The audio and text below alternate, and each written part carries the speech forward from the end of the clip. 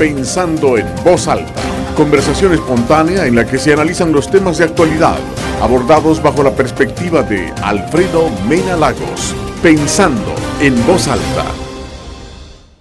Buenos días, bienvenidos a Pensando en Voz Alta. Hoy tengo el gusto de tener con nosotros a Max Mojica para tocar para mí uno de los temas más importantes y más ignorados por la presente campaña política, que es el tema tributario. Este país se lo están acabando, literalmente acabando. Y yo creo que se necesitan mentes claras como la de Max, que tiene no solo conocimiento, sino que una buena orientación para dilucidar qué es lo que se tiene que hacer. Pero en estos momentos quizás más importante, incorporar este tema en la campaña legislativa. Así que bienvenido, Max. Gracias, Alfredo. No, en definitiva, el tema tributario es un tema espinoso, ¿verdad? Porque reviste muchos aspectos. La política tributaria, digamos, si lo ves desde la perspectiva de un funcionario público, de un administrador de la nación, como lo es el presidente y el ministro de Hacienda, el punto es de que se tienen que tomar decisiones complejas. Vamos a subir los impuestos, vamos a bajar los impuestos, en qué vamos a preferir el gasto, vamos a privilegiar el gasto público, vamos a seguir contratando personal para el Estado. Todos esos temas revisten la política tributaria y son de trascendental importancia porque, por ejemplo, se le apuesta a la disminución de impuestos países como Estados Unidos, que tradicionalmente han tenido una carga tributaria bastante fuerte. Ahora el presidente Donald Trump dice, vamos a volver a impulsar la economía. ¿Cómo? Pero te me estás adelantando, eso lo tenía para el tercer segmento. Entonces, el punto que te quiero decir, Alfredo, es que la política tributaria es de vital importancia para el país.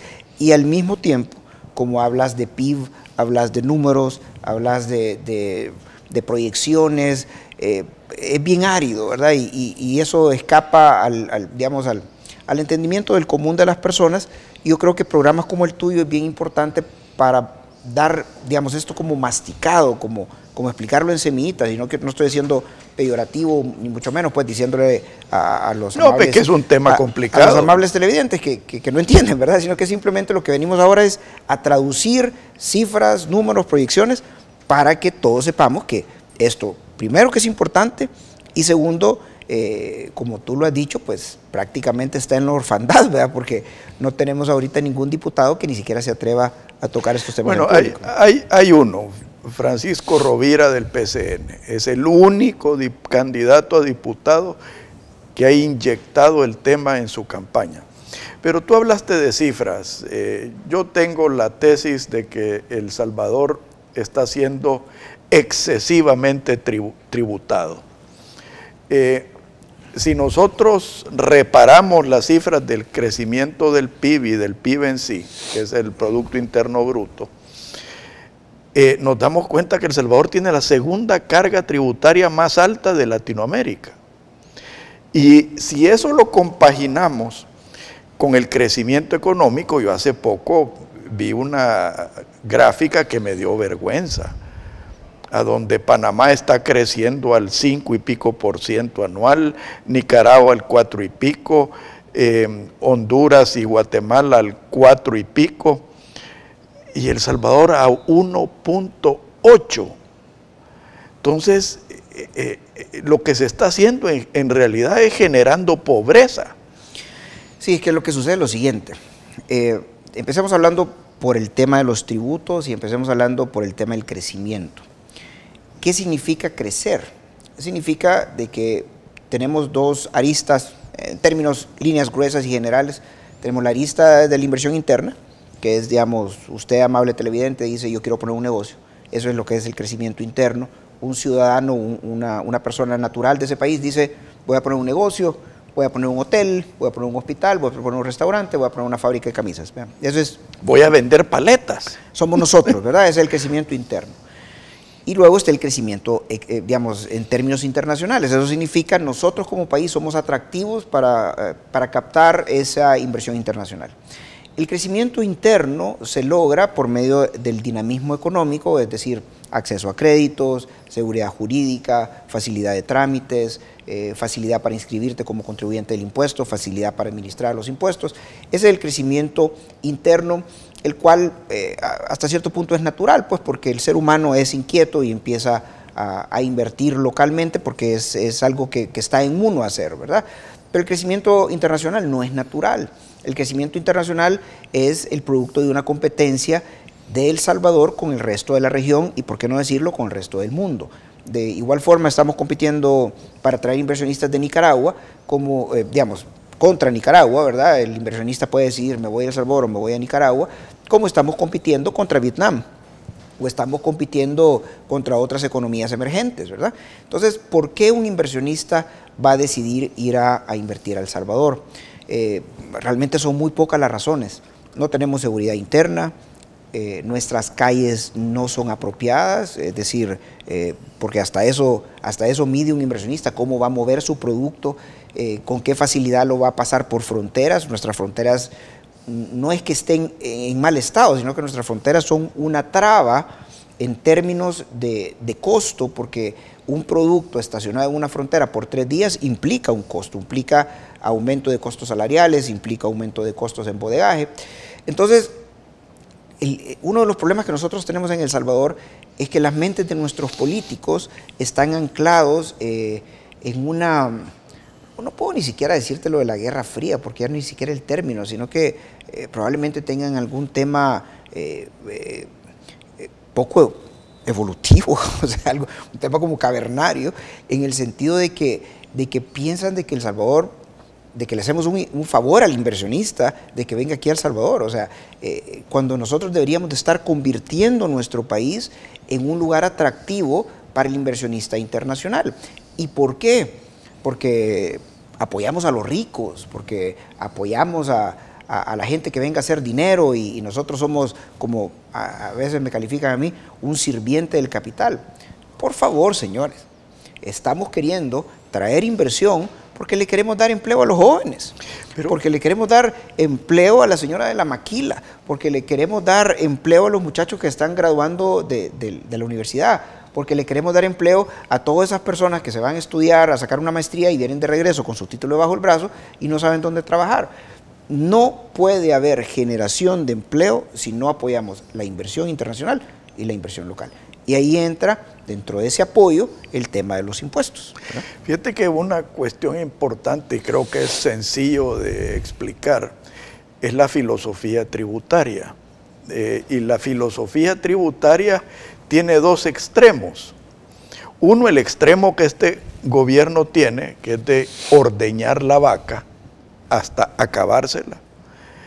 Y para mí lo que es el extremo correcto, que es el engordar la vaca. Y ojalá que esa vaca no solo engorde y produzca más leche, sino que se reproduzca.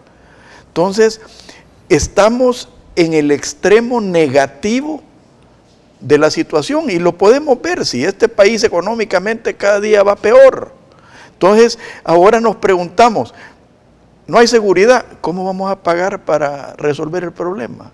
No hay educación, ¿cómo vamos a pagar para resolver el problema? No hay salud, ¿cómo vamos a pagar para resolver el problema?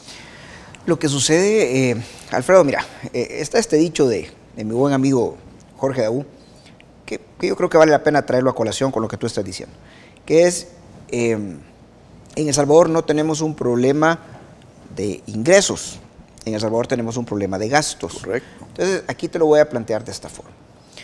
El mundo de los impuestos implica de que el Estado únicamente obtiene sus ingresos de los contribuyentes, o sea, el Estado no produce. Entonces, tenemos ingresos de los impuestos directos, ¿verdad? Y los impuestos indirectos, el IVA. Entonces, el Estado genera ingresos de los impuestos, genera ingresos de las tasas, genera ingresos de las contribuciones especiales, todos son cargas tributarias. Y su último complemento que no está relacionado con los impuestos son las donaciones nacionales o internacionales, porque crean o no lo crean, sí hay personas que le donan al Estado. Esos son la fuente de ingresos que tiene no solo el Estado de El Salvador, sino cualquier Estado en el mundo. Entonces, los ingresos son reales y tangibles y al mismo tiempo son proyectados. Entonces, cuando hacemos, por ejemplo, para tomar el caso, el presupuesto del 2018, se sientan los tecnócratas y dicen cuánto vamos a generar de ingreso este año. Y tienen la base del 2017, los ingresos reales, y sobre la base del 2017 hacen una proyección del 1.82% de crecimiento de la economía y dicen, bueno, los impuestos nos van a dar esta cobertura de ingresos. Y en base a eso se hace el presupuesto, que se complementa naturalmente con un país pobre que somos, con préstamos internacionales. Entonces, eso es lo que nos da el presupuesto. En base a eso se calculan o se deberían de calcular los gastos, ¿me entendés? Entonces, el problema que nosotros tenemos aquí es, primero, que los gastos están subcontabilizados dentro del presupuesto, porque como todo presupuesto, me imagino que hay amas de casa que dicen, bueno, yo voy a gastar en el súper, necesito $200 para el súper al mes, ¿verdad? Y hacen su presupuesto en base a los $200. Entonces, si el ama de casa dijera, bueno, voy a dejar los huevos, la leche y el aceite fuera del presupuesto, estaría engañándose a sí misma, porque sabe que no le va a alcanzar. Entonces, lo que hacen los funcionarios públicos, lamentablemente, es querer engañar a nosotros, pues, o sea, a los ciudadanos. Cada vez se le hace más difícil engañar a los ciudadanos, porque cada vez hay más acceso a la información. Entonces, lo que hacen ellos para cuadrar a la fuerza el presupuesto es dejar gastos por fuera. Entonces, ¿qué es lo que significa? Ahí nos vemos a mitad del año que no tenemos para pagar pensiones, ahí nos vemos a mitad del año que no tenemos para pagar aumento de salario de los policías, que los gobiernos se han obligado a hacer, no podemos pagar el escalafón de los maestros ni de los médicos. Entonces, tener un presupuesto falseado, que es parte de las presiones que hace la Sala de lo Constitucional, hágame un presupuesto real. Parte de tener un presupuesto falseado es tratar de cuadrarlo a la fuerza con los impuestos.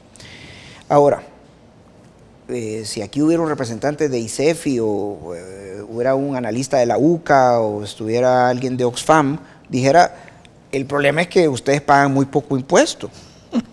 Pero, por favor, vean las cifras.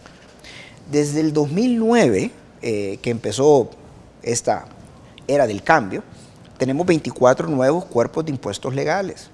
O sea, es decir, al Estado le están entrando más o menos unos 4.500 millones de dólares en impuestos. ¿Qué hacen con ese dinero? No, y nunca en la historia de El Salvador se ha recaudado eso. Yo tengo unas tablas donde vemos, por ejemplo, la cantidad de impuestos que se generaban en el gobierno de Cristiani, en el primer año de gobierno de Cristiani. Andaban en total, por el quinquenio, más o menos unos 1.800 millones de dólares. Si nosotros recordamos, porque a veces es importante ver la historia, en el gobierno de Cristiani, el primero de los 20 años de Arena, empezó la reconstrucción de El Salvador, reconstrucción precisamente que causó la guerrilla y que ahora pues no está gobernando, ¿verdad? Destrucción de puentes, de tejido eléctrico, de calles, el tejido productivo en el piso, ¿verdad? Entonces, El Salvador, si nosotros nos recordamos, siempre fuimos pobres, pero no habían las carencias tan patentes que tenemos el día de hoy. Ahora, bueno, si te vas a un hospital público y tenés mala suerte, vas a dormir en el piso. No van a haber medicinas. Los policías están desmotivados, no tienen equipo, no tienen gasolina. Y yo no sé si ustedes algún día han visitado alguna delegación de una PNC, donde viven, ¿no? Los reos, porque los reos están muriendo, se están pudriendo en vida. Y en algunos casos están mejor que los policías. Pues, en algunos casos. No, quizás casos de detenidos VIP, pero yo te lo digo, Alfredo, la situación que están viviendo los reos en El Salvador es un holocausto, es una tragedia y tal vez amerite un programa solo para hablar de eso, pero la situación de los policías es tremenda. Entonces, ¿qué es lo que pasa? Que el Estado está gastando en lo que no debe de gastar. ¿En qué está gastando el Estado? Está gastando en dos partidas que podrían ser mejoradas, disminuidas o cuestionadas. Una es la contratación de personas, ¿verdad? Pero nos estamos metiendo al segundo segmento. Ese es el problema de hablar con una persona inteligente que siempre va adelante. Bueno, entonces hablamos por el otro segmento de cuáles son los problemas del Estado. Sí, ya me hicieron señal de corte. Por favor, no nos cambie, ya volvemos.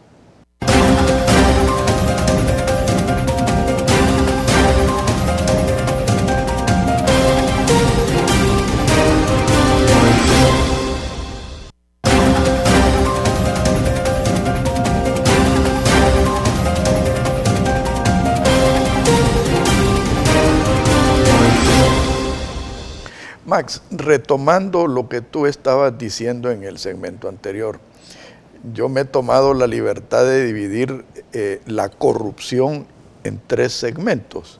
Uno, el robo, simple robo, el gasto político, porque es corrupto el gasto político, y el despilfarro. Por favor. Bueno, tomando en cuenta pues el lineamiento que nos ha dado. Mira, como te decía, uno de los problemas del Estado es el hecho de que estás contratando personal. Entonces aquí el asunto es de qué nos sirve al contribuyente ese personal. Realmente, pues si tú vas a las carteras de Estado vas a ver exceso de personal que es pernicioso en diferentes ángulos. O sea, por una parte, por ejemplo, es que estamos gastando escaso dinero en algo que no se necesita, que es contratar más gente. Lo segundo es que este personal contratado de forma innecesaria necesita justificar su puesto. Este personal crea algo que se conoce como la excesiva burocracia, porque ahora tenés a un jefe nuevo de una unidad que necesita justificar su cargo, necesita justificar estar ahí en un escritorio, entonces te va a pedir un sello más, una declaración más, una fórmula más, una copia más de todo lo que ya un contribuyente tiene que hacer para obtener un permiso. Entonces la burocracia le resta impulso a la economía, le pone más trabas para poner inversiones, etcétera, etcétera. Y encima nos cuesta dinero a nosotros los contribuyentes. Finalmente, todos hemos sabido que en todos los gobiernos de la historia, llámele PCN, llámele PDC, llámele Arena, llámele FMLN, han tenido ciertos puestos que se llamaban los puestos de confianza para activistas o personas cercanas al partido. Viene una nueva administración, se llenan estos puestos de confianza con personas de esta administración. El FMLN le ha dado un giro a ese concepto que bien o mal pues había existido en la política salvadoreña desde siempre. El giro que le ha dado el FMLN es empezar a llenar plazas, y esas plazas tienen un condicionante. El hecho de que el empleado nuevo, ¿verdad?, se le retenga entre un 10% a un 30% de su salario para contribuir al partido. Entonces, el problema es que nosotros, cuando tú te compras una libra de arroz y pagas el IVA, cuando tú compras una soda, cuando tú compras un sorbete, estás pagando IVA, y de ese IVA que te está saliendo de tu bolsillo, está llegando al Estado, del Estado sale a la partida de gastos de la Nación, 1.800 millones de dólares proyectados para el 2018, para pagar salarios. Y de eso, entre un 10 y 30% de los activistas nuevos, que se calculan unas 45.000 personas, está llegando directamente al partido FMLN. ¿Para qué se ocupa ese dinero? Para sus campañas políticas. Entonces, eso es un círculo vicioso. Un círculo vicioso tremendo, porque tú pagas los impuestos llegan al bolsillo de empleados que no necesitamos, y del bolsillo de los empleados que no necesitamos llega al partido de gobierno. ¿Para qué? Para pagar su campaña política para mantenerse en el gobierno. Entonces, es un círculo vicioso. Ahora, ¿qué vamos a hacer con estos gastos? Ahorita lo que nosotros necesitamos como presidente es un estadista, porque se va a enfrentar a la situación que va a tener muy poco dinero. Y en el tercer segmento te voy a hablar de 2 estadistas de la actualidad. Entonces, ¿por qué? Porque lo que sucede, vamos a ser bien claros, ese activista del FMLN que no necesitamos y que está empleado, tú me dices a mí, entonces, ¿qué? ¿Hay que despedirlo? Sí, hay que despedirlo. Pero tampoco podemos echar a la calle a la gente. Si esa gente representa familias, representa colegios que se están pagando, representa un montón de situaciones. Sí, pero espérate, ahí hay una cuestión moral. Solo para acabar la idea, Alfredo. Quien venga va a tener el compromiso de sanear el Estado, pero para sanear el Estado, al mismo tiempo tiene que trabajar de la mano con la empresa privada, para que todas estas personas, esa grasa innecesaria del Estado, pueda transferirse a la empresa privada, a sectores productivos, porque tampoco es que lo vas a tirar a la calle y te vas a olvidar de ellos, ¿verdad? Todo esto tiene, y por eso te estoy diciendo, Alfredo, necesitamos a un estadista que venga a poner en orden las cosas, porque las soluciones simplistas son también peligrosas. Pero fíjate que invocar la inmoralidad de echar a la calle a alguien es una moralidad invertida. Te voy a poner ejemplos. Toda la parentela de dirigentes del FMLN incapaces que están ordeñando a El Salvador. No, pero yo sí no me refiero a ellos. No, pues, ellos sí tienen que salir. No, es que no, mira, definitivamente yo creo que aquí va como en grados, ¿verdad? O sea, a todas esas personas que están ahí sentados parasitando del Estado, definitivamente creo que tiene que haber una limpia, ¿verdad? Pero yo te estoy hablando, Alfredo, de esa crisis social que le vendría a El Salvador, de decir, tenés 45,000 empleados más, 45,000 personas a la calle, que representan 45,000 familias. Sí, pero es que por eso te digo que tenés que esto analizarlo. Pero perdóname que te interrumpa. Si estás hablando a la nieta del presidente, yo creo que... No, y a la embajadora de El Salvador en Estados Unidos, que ni siquiera inglés habla. No, por eso te digo, ese tipo de personas... Pero fíjate que también a la inversa, yo, bueno, no es que simpatice, pero compadezco al simpatizante del FMLN que ha recogido un hueso y que probablemente no está desempeñando.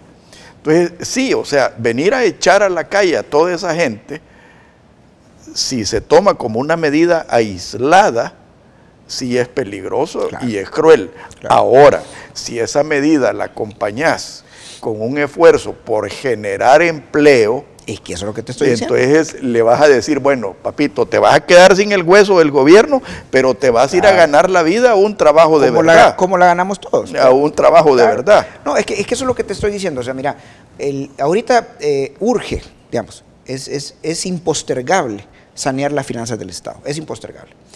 Lo que sucede es que, y probablemente esos son los temas políticos que se pierden de vista, el cambio es necesario. Yo no voy a hablarte del cambio para un partido específico, pero el cambio de rumbo es necesario, ¿verdad?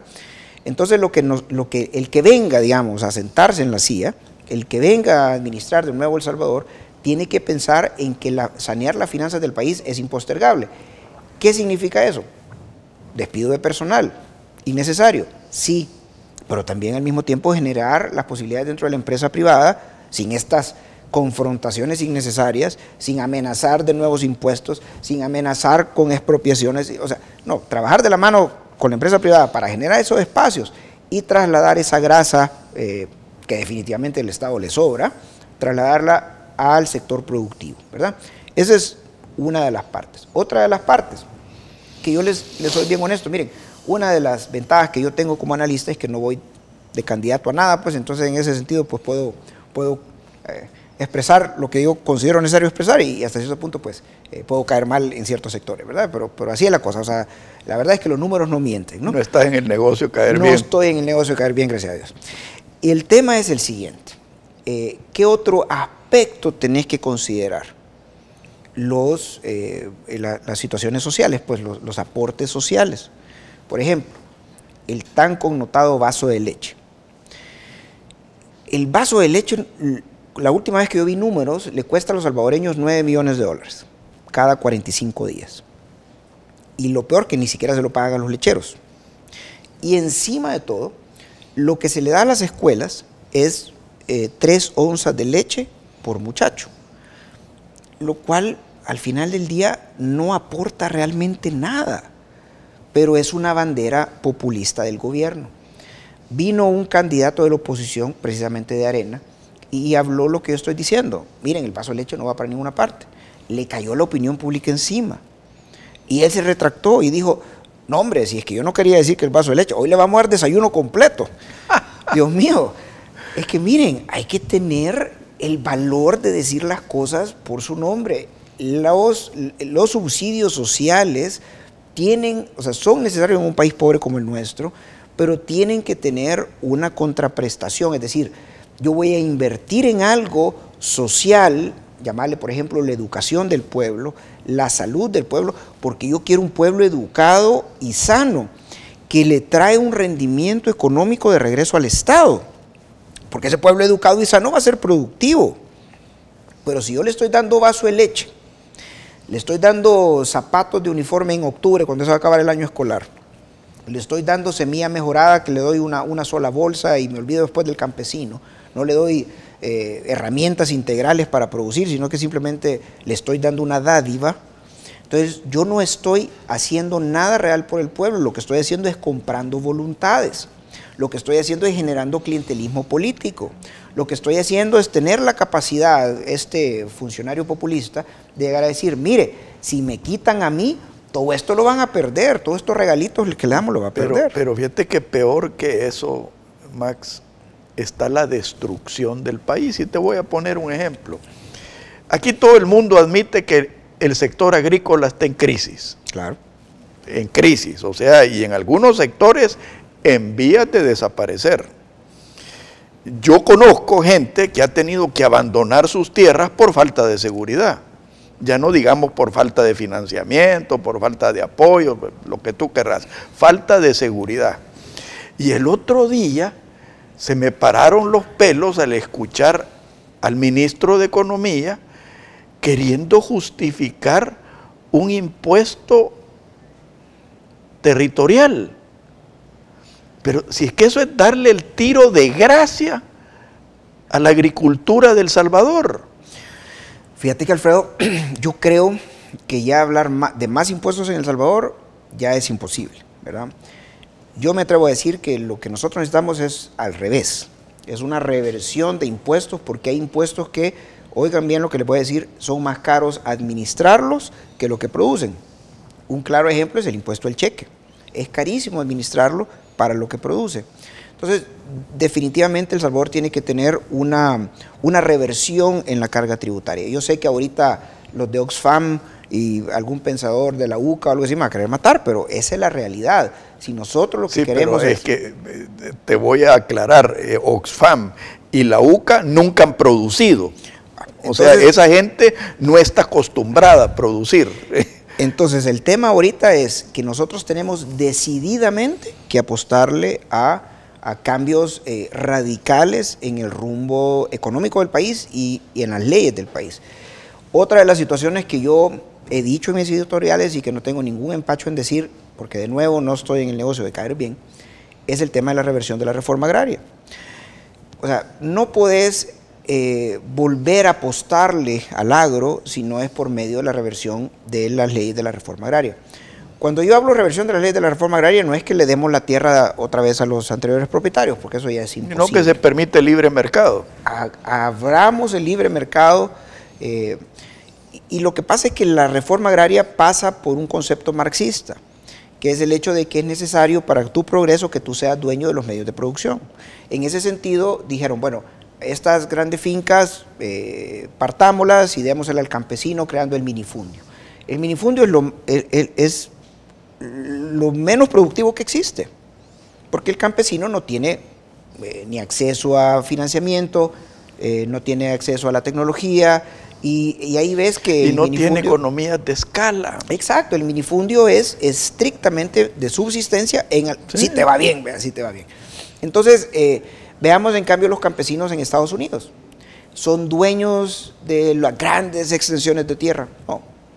¿Son dueños de las grandes plantaciones de caña de azúcar? No. ¿Y cómo vive un campesino en Estados Unidos? Como clase media.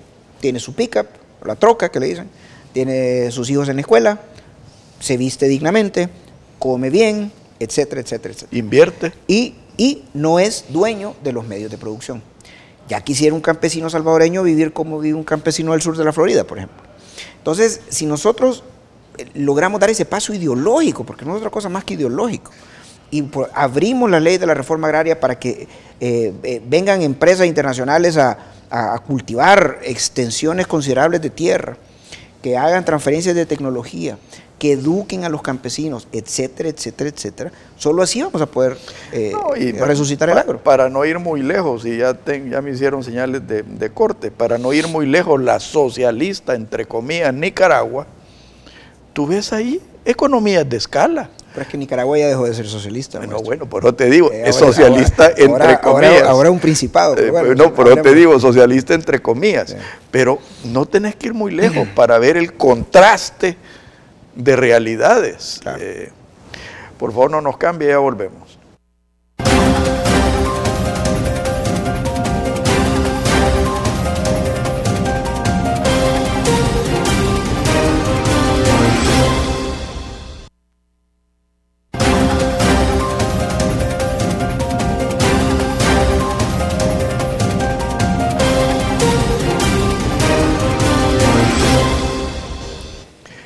Max, quisiera hablar de los dos estadistas que te mencioné de la actualidad.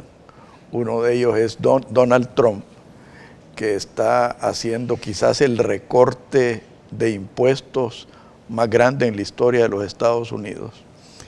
Y también quiero hablar del presidente Mauricio Macri de Argentina, que esta semana dijo que él se comprometía a reducir el 25% del empleo público en Argentina, el empleo político en Argentina.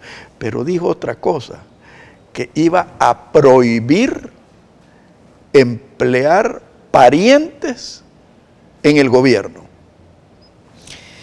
Bueno, miren, empecemos por el tema controversial de Donald Trump. Mis últimos dos editoriales fueron dedicados a él en diferentes temas. Uno por la expresión insultante que ocupó respecto a Latinoamérica.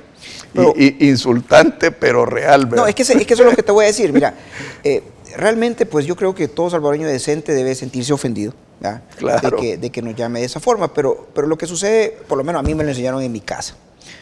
Cuando alguien te dice algo, vale la pena hacer un ejercicio interno de reflexión. Correcto. Y decir, bueno, y esta persona me llamó, llamémosle irresponsable, me llamó... ¿Tendrá razón?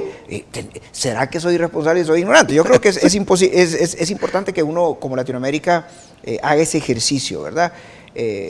Por supuesto, veamos cómo es El Salvador. Un país sucio, un país que expulsa a su gente, un país que la gente prefiere someterse al riesgo de atravesarse un desierto, de caer en manos de las tratas de blancas, de mandar a sus hijos de la mano de un coyote, un menor de edad. Pero también un país corrupto. Para salvarse de esto que nosotros vivimos, que llamamos nuestro país, ¿verdad? Entonces yo creo que bueno, ese fue uno de mis editoriales, de decirles, bueno, miren, ¿saben qué? Donald Trump, pues sí, nos insultó, es cierto.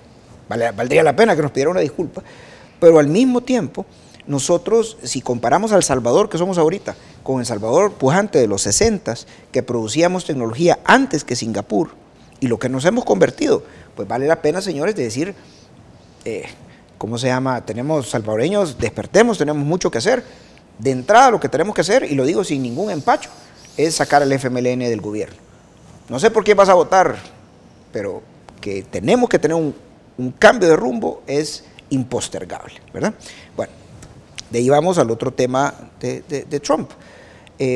Su personalidad lo hace él un blanco fácil de críticas por los políticos expertos, por los políticos no expertos. El niño llorón y la china que lo pellizca. Es sumamente fácil criticar a Trump por su todo, personalidad. Por todo. Realmente es una persona complicada. Pero al mismo tiempo, su personalidad y ser blanco continuo de críticas pone una cortina entre sus logros reales. Y la realidad es que, por ejemplo, el tema de los inmigrantes, se maneja a Trump como que fuera el paladín anti-inmigrante, como que fuera el monstruo de la película. Pero Obama deportó 2.800.000 inmigrantes, que ha sido la deportación más grande en los últimos 3 años, por encima del republicano Reagan y por encima de Bush. Pero Obama se le ve como Mr. Nice Guy, o sea, la persona amigable con Latinoamérica. Él no hizo nada por salvar a los del TPS o regularlos. Él no hizo nada por salvar a DACA, a la gente, a los centroamericanos que estaban ahí. ¿Me entendés? O sea, al final del día, ¿qué hizo? Obama no hizo mayor cosa por los inmigrantes, por arreglar su situación. El muro. Si el que empezó el muro fue Bill Clinton. Donald Trump, demócrata, ¿verdad? Donald Trump lo que ofreció es ampliar el muro, ¿verdad? Lo que pasa es que cuando lo oí de un demócrata, nadie dice nada. Cuando lo oí de un republicano casi fascista, pues la gente se rasga la vestidura. Yo no diría fascista, pero, nacionalista. Pero volvamos al tema tributario. El tema tributario. Mira, esto es un tema matemático. Estamos hablando ahorita de la curva del matemático Laffer. Lo que nos dice la historia es que él se sentó con Ronald Reagan en un restaurante y le dijo, mira, ¿en una servilleta? En una servilleta, agarró la curva y dijo, esta es mi curva. Cuando tú empiezas a crecer en la curva, en el extremo inferior, es cuando no hay ningún tipo de impuestos. Entonces ahí se te dispara, por supuesto, la inversión, porque yo voy a querer invertir donde no pago impuestos. Pero eso es imposible, porque el Estado necesita dinero para funcionar. El final de la curva es la apropiación del Estado 100%. Eso pasa en los países comunistas, donde también es imposible, porque yo no voy a invertir en un lugar que yo no voy a generar rendimientos para mí. Y olvídate de invertir, no voy a trabajar para el cura. Claro, entonces lo que sucede en los países comunistas es que la productividad es cero, ¿verdad?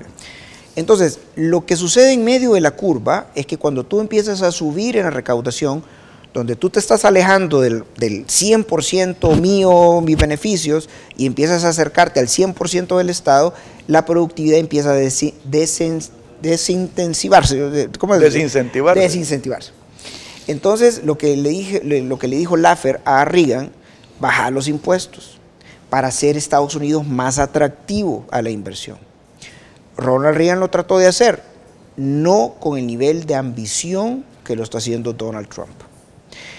Y es necesario que la historia camine un poco más para ver cuáles son los efectos, para que la gente pueda ver los efectos prácticos de una reforma tributaria tan ambiciosa como la que Donald Trump está promoviendo, que no es otra cosa más que algo que se debe de pensar hacer en El Salvador, eventualmente. Veamos lo de Macri. Macri, acordate que Argentina ha sido víctima del peronismo, hasta el Papa es peronista. Terrible. ¿Y qué es lo que significa el peronismo? La destrucción de un país tan rico como Argentina, que llegó a ser la 7ª economía más grande del mundo. Y se la acabó Juan Domingo Perón. Claro. Entonces, ese peronismo que ha victimizado a Argentina, Mauricio Macri ha sido el primero que se ha rebelado en contra de ese proceso tan destructivo. Mira, lo que pasa es que Latinoamérica ya es un momento que despierte el romanticismo de las izquierdas, ¿verdad?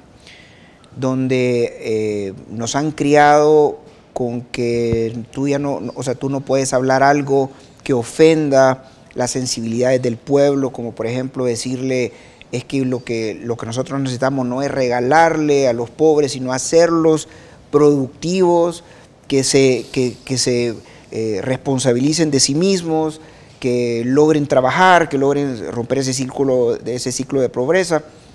Esos discursos duros son políticamente incorrectos en Latinoamérica, ¿verdad? Y aquí en El Salvador pues no es la excepción. Aquí los políticos de derecha, de izquierda, tienen miedo a hablar con franqueza.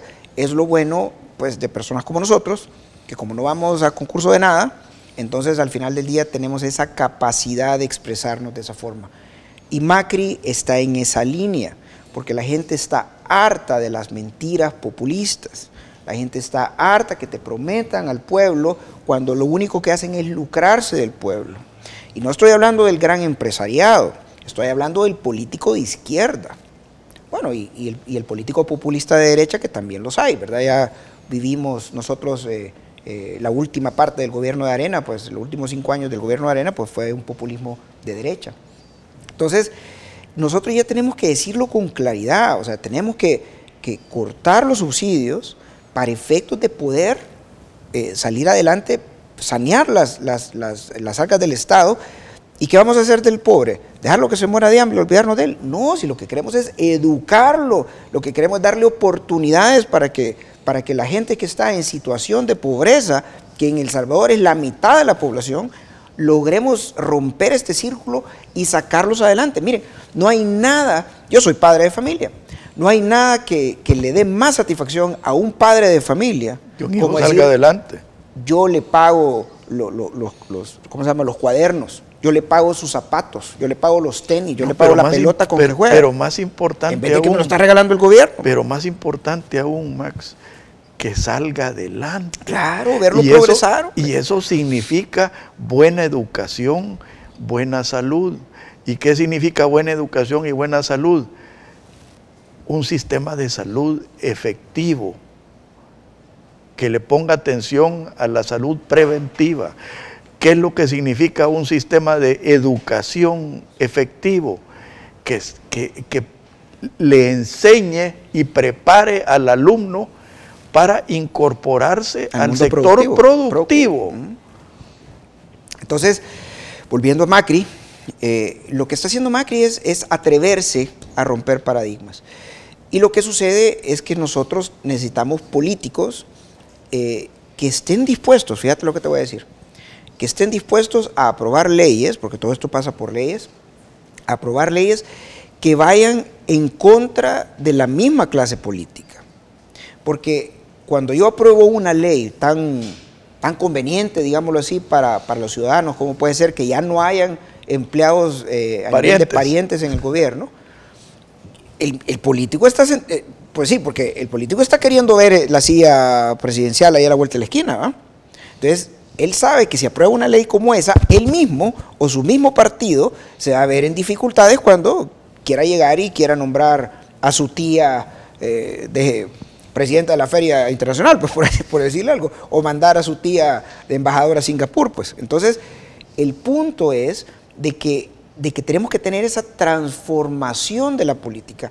Y para que podamos tener la transformación en la política, primero, Alfredo, que es algo que también creo que te lo sugiero como tema para uno de tus programas, tenemos que luchar todos los ciudadanos por la transformación de los partidos políticos, que es el vehículo que hoy por hoy está para transformar la política. Esa ha sido vieja lucha mía. Lo que sucede... Tal vez no tan exitosa como quisiera, pero... Es que mira, lo que yo creo es que de plano los partidos políticos tienen que abrirse. Hay un término en inglés que se llama a los outsiders, para poder, porque la gente, digamos, los tradicionales camisetas sudadas que van que empiezan desde cipotes en las estructuras. Y que viven del partido. ¿verdad? Ese es el problema, que empezaba a vivir del partido y después cómo vas a abrir las puertas. Y hacen carrera del partido. Y sobre todo yo quisiera aprovechar tu programa, Alfredo, para dirigirme a la juventud del FMLN, a la juventud de izquierda en el país. Puede ser que no sean del FMLN. Tener un partido político de izquierda, es natural, ¿verdad? Es conveniente. Nosotros no podemos estar hablando de una monocromática visión de la vida, ¿verdad? De una sola línea de pensamiento. Yo creo que esto de la riqueza de las ideologías y la riqueza de tener varias visiones de una realidad es importantísimo para un país, para la democracia. Pero yo creo que es hora de que los jóvenes rebeldes, que los jóvenes que tengan su corazón con la izquierda, que piensen, que se identifiquen con todas estas corrientes, se tomen el frente, hombre. Que lleguen ya, o sea, que ya no estén pensando en hacer campamentos guerrilleros y esas cosas, eso es basura del pasado. Ya que se limpie eso. No, y que necesitamos que no estén pensando en confiscar, en destruir. Por eso te digo, necesitamos gente moderna, con visión de izquierda, y eso es un llamado a los jóvenes del Salvador, pues, que tengan una visión refrescante de la izquierda, que vayan y se tomen al frente. Es que el frente tiene un lugar, Alfredo, legítimo dentro de la política nacional. Correcto. No, o sea, necesitamos un vehículo de izquierda, pues. No, ¿Y por qué no tenemos estos jóvenes refrescando ese pensamiento del frente? No, mira, los americanos tienen, que lo puso de moda Donald Trump, dijo que había que vaciar el swamp, ¿cómo se llama? El pantano, vaciar el pantano. Y yo, haciendo referencia a lo que nos dijo Trump, que en realidad la verdadera traducción es letrina, no un país de M. Yo esa apelación que tú le estás haciendo a los jóvenes de izquierda, también se los hago a los jóvenes de derecha, que luchen por vaciar la letrina, porque en ambos partidos hay gente que ha convertido esos partidos en letrinas corruptas y destructivas, y ambos vendiendo privilegios que terminan empobreciendo a El Salvador. Mira, lo que sucede con tu llamado a la derecha es que, digamos, Arena, que es, digamos, el principal partido de derecha en El Salvador, traumáticamente, a la fuerza, a pasitos, ha estado generando más apertura. No, de acuerdo. El COENA ahí está electo sorpresivamente, digamos. Mauricio Interiano no era necesariamente electo, yo lo cuestionaría, pero bueno, digamos así. que Mauricio Interiano tuvo su proselitismo interno y todo el tema. Pero no fue una elección. Y no necesariamente era lo que se esperaba resolver o elegir, ¿verdad? Y resultó electo. Ahorita tenemos una campaña presidencial con dos muy buenos candidatos, ambos haciendo proselitismo intenso, ¿verdad? Uno propugnando el cambio y otro propugnando la continuidad. Vaya, pero el tema, digamos, el tema que te quiero hacer ver es que hay opciones, ¿verdad? Que el proceso no es perfecto todavía, pues, definitivamente, pues yo creo que es perfectible. Que hay cosas que se tienen que sanear, sí, pero tenés a dos candidatos de derecha que hasta cierto punto te puedo decir son dos machos sin dueño, pues ahí están viendo quién gana. Bueno, ya. Pero el tema que te quiero decir es que los dedazos... Uno de ellos tiene dueño, pero no necesariamente adentro del partido. Pero lo que te quiero decir es que con el frente las cosas son muchísimo más pétreas, digamos. Así es. Y yo creo que eso ya no responde a los conceptos modernos, democráticos, idóneos de política, ¿no? Vamos a hacer un programa para analizar los dos partidos políticos, la terminología de izquierda y derecha, porque tú mismo diste el ejemplo de Nicaragua, que ya no es un país socialista, sino que es socio vivo. Así que tenemos tareas pendientes, Max. Bueno, yo te agradezco, creo que has ilustrado muy bien las necesidades que tenemos en El Salvador de una reforma tributaria y una visión más constructiva de lo que debe ser la tributación en un país. Por favor, muchas gracias, que Dios los bendiga a todos. Muy buenos días. Esto fue Pensando en Voz Alta, conversación espontánea en la que se analizan los temas de actualidad, abordados bajo la perspectiva de Alfredo Mena Lagos. Pensando en Voz Alta.